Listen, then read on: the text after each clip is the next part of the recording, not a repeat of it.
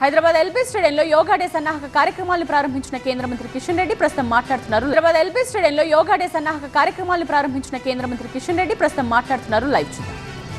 వారు మాట్లాడిన తర్వాత యోగా కార్యక్రమం కొనసాగుతుంది. ఆ తర్వాత జాతీయ గీతంతో కార్యక్రమం పూర్తవుతుంది.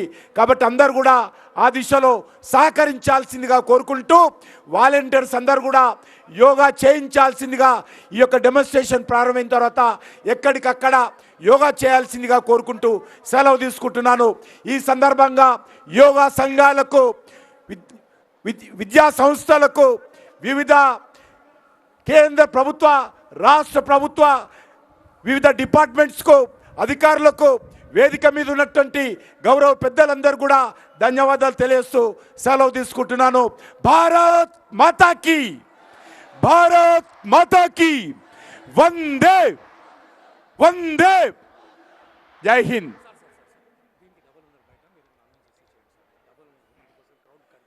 దయచేసి చాలామంది బయట ఇంతకంటే రెండింతలు ఉన్నారు కాబట్టి అయినా కూడా గ్రౌండ్ చిన్నగా అయింది కాబట్టి క్షమించాల్సిందిగా కోరుకుంటూ బయట ఉన్నటువంటి వాళ్ళు కూడా అందరూ సహకరించి ఎక్కడికక్కడ మరి లోపటికి రావాలనేటువంటి ఒత్తిడి పోలీసుల మీద చేయకుండా ఎక్కడికక్కడ కూర్చొని యోగా చేయాల్సిందిగా కోరుకుంటూ మన రాష్ట్ర గవర్నర్ గారు మాట్లాడాల్సిందిగా నేను కోరుతా ఉన్నాను.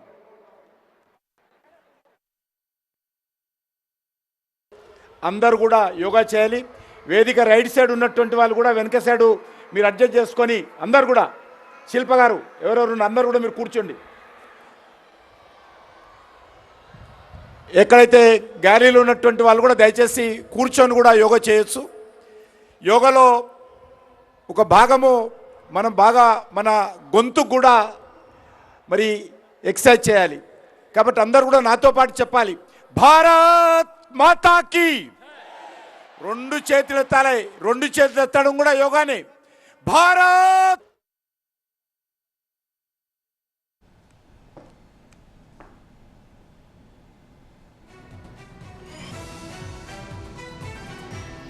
ఎల్బీ స్టేడియం నుండి లైవ్ చూస్తున్నాం మనం. యోగా డే సన్నాహక కార్యక్రమాన్ని కేంద్ర మంత్రి కిషన్ రెడ్డి ప్రారంభించారు. కేంద్ర బొగ్గు గనుల శాఖ ఆధ్వర్యంలో ఇక్కడ యోగా చేస్తున్నారు. ఇక రేపటి యోగా డేను పురస్కరించుకుని ఇక్కడ ప్రస్తుతం ఆసనాలు వేస్తున్న దృశ్యాల్ని మనం చూస్తూ ఉన్నాం. 24 గంటల ముందు మొదలుపెట్టిన ఈ వేడుకల్లో వివిధ యోగా సంస్థలు, విద్యా సంస్థలు, సామాజిక సంస్థలు భాగస్వామ్యమయ్యాయి.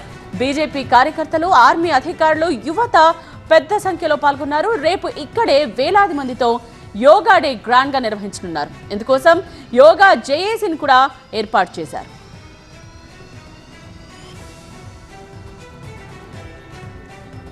ఈ కార్యక్రమంలో తెలంగాణ గవర్నర్ జిష్ణుదేవ్ వర్మ, మాజీ ఉపరాష్ట్రపతి వెంకయ్య నాయుడు, కేంద్ర మంత్రి శ్రీనివాస్ వర్మ పాల్గొన్నారు.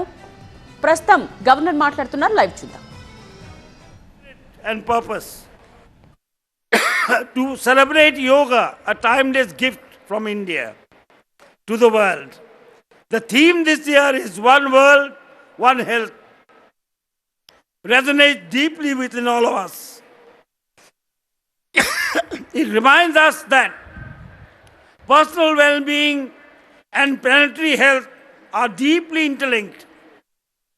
When we nurture our own body and mind, we also contribute to the well-being of our communities and environment around us. Yoga is not just a form of physical exercise.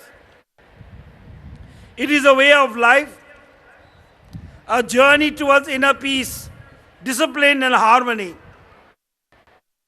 It connects our body, mind and soul, enabling us to face life challenges with calm and clarity. Born in India, yoga has become a global practice, transcending boundaries, languages and cultures. We all remember the difficult years of the COVID-19 pandemic. Amid the crisis, it was yoga, Ayurveda, pranayam that provides millions with strength and solace.